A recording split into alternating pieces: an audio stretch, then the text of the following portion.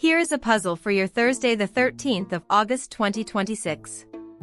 Nomura has just warned that rate hike risks are rising for Sweden's central bank, the Riksbank, yet the same note says the bank will keep its policy rate at 1.75% in August and leave it there through the whole of 2026.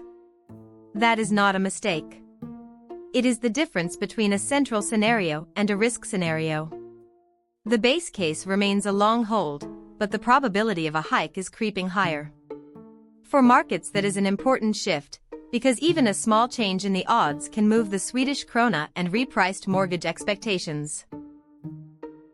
The trigger is not Sweden acting in isolation. Since March, when Reuters reported that the Iran war was fueling central bank rate hike bets on inflation fears, energy prices have remained a wild card. Higher oil prices feed into transport and imported goods costs, which can push Swedish inflation back up even if domestic demand is soft. Nomura's note points out that this tail risk has not disappeared. At the same time, a weaker krona makes imports more expensive, and global bond markets have been questioning how much independence central banks have when government debt levels are high.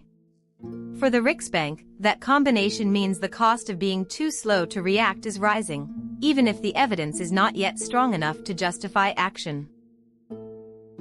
A policy rate of 1.75% is not neutral.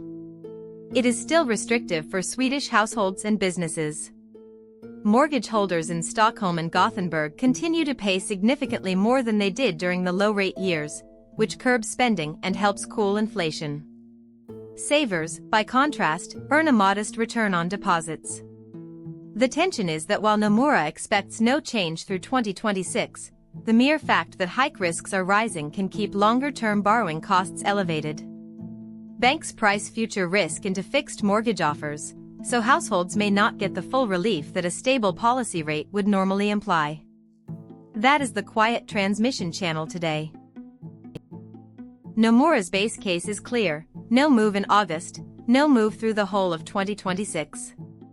But base cases are not promises. The most likely catalyst for a rethink would be a sustained oil price shock or a sharp depreciation in the Swedish krona that pushes imported inflation higher. Another factor is the global monetary picture. If the Bank of Japan or the Federal Reserve tighten unexpectedly, smaller open economies like Sweden can feel the pressure through capital flows. For now, the August Riksbank statement will matter less for what it does and more for what it signals. Any language that upgrades the inflation outlook would confirm that the risk Nomura describes is becoming real. So the message for today is simple: do not confuse a rising risk with an imminent hike. Nomura still expects Sweden's policy rate to stay at 1.75% for all of 2026.